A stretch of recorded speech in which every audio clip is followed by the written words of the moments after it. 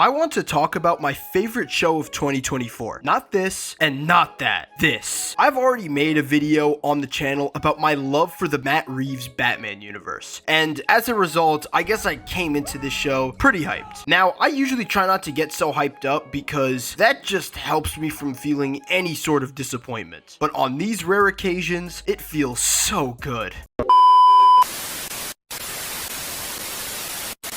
The Penguin represents everything a comic book spin-off should be, and how it's redefining what's possible when you dare to tell smaller, more intimate stories within these massive universes. The Penguin isn't just another spin-off. Thankfully, there are obviously no cosmic threats looming over the horizon, but surprisingly, there is no caped crusader swooping in to save the day. What makes The Penguin the perfect comic book show for me, it's the way it dives into the corners of Gotham we rarely get to see. We find ourselves in the trenches of Gotham's criminal underworld, where the real power struggles unfold in blood-stained alleyways. What makes this show extraordinary isn't just its departure from superhero conventions, it's how it transforms Oz Cobblepot's rise through Gotham's criminal hierarchy into a character study worthy of prestige television. The Penguin doesn't just feel like a comic book show, it feels like a true crime saga, blending Gotham's criminal underworld with the tension and complexity of classic crime dramas. It's like watching The Sopranos unfold in Gotham with layers of betrayal, loyalty, and survival driving every character's choice. This is The Wire meets Goodfellas in the Batman universe, proving that not every comic book story has to be about saving the world, but they can be about surviving it. We've seen Gotham City countless times before, just through Batman's eyes, and it's a city that needs saving. But it's just so much more than that. It's a whole world of its own, full of people who aren't fighting for justice or power, but to simply get by, to find some sense of control or even dignity in a city that has none to spare. And through the eyes of his rogues gallery, it's a playground for chaos. But through Oz Cobblepot's perspective, it's something far more complex, a living, breathing ecosystem of crime, corruption, and survival. Take Crown Point, for instance. Other Batman stories might treat this as just another dot of the map, but the Penguin isn't just world building, it's world revealing. Every episode zooms in until we can see every crack in the sidewalk, every desperate face, and every shuttered business. I've talked about my love for Reeves' Gotham before, but now I get to express it differently because this series shows what makes this version of Gotham so much more compelling. It isn't just its darkness, but it's its truth. When Batman said the city was angry and scarred, this show finally helps us understand why even more. We see local politicians making deals with criminals, convincing themselves it's for the greater good. Former Arkham inmates trying to rebuild lives in communities that reject them. This is Gotham at street level, where every neighborhood has its own power structure, its own rules, and its own way of surviving. The show dives deep into Gotham's criminal networks, showcasing the intricate power structures and rivalries that make up the city's underworld. Unlike the usual one-dimensional villain, the Penguin show has these families survive and thrive within a delicate balance of alliances, threats, and mutual interests. It's a world where every action has consequences, and every relationship is a risk, making Gotham's crime ecosystem feel more like a chessboard than an actual battleground. This focus on crime families and power dynamics pulls us into a side of Gotham that's rarely explored, where power isn't just about brute force, but about loyalty, manipulation, and staying one step ahead. There's a definite Sopranos and Scarface vibe throughout the series. Like The Sopranos, The Penguin explores crime as a business intertwined with family, loyalty, ambition, and constant paranoia. And much like Scarface, it brings out the ambition and ruthlessness needed to survive Gotham's brutal streets. Oz Cobb, like Tony Montana, is desperate to carve out his own space in a world that's often against him, driven by a need for power and control. It's about more than just wealth or status. It's about proving himself in a world that doesn't give second chances. And what's so powerful in this show is the theme of family and loyalty, something crucial in the criminal underworld. Gotham's crime families operate almost like real families, where loyalty is both a strength and a liability. For Oz, loyalty is everything. It's what keeps him safe and respected, but it's also something that could tear him down if misused or betrayed. This dynamic keeps the stakes high and the relationships intense, giving the story a personal human edge. What keeps the Penguin so compelling is the tension and moral ambiguity that runs through every scene. Unlike traditional comic book stories where the line between good and evil are clear, here you find yourself sympathizing with Oz and Vic.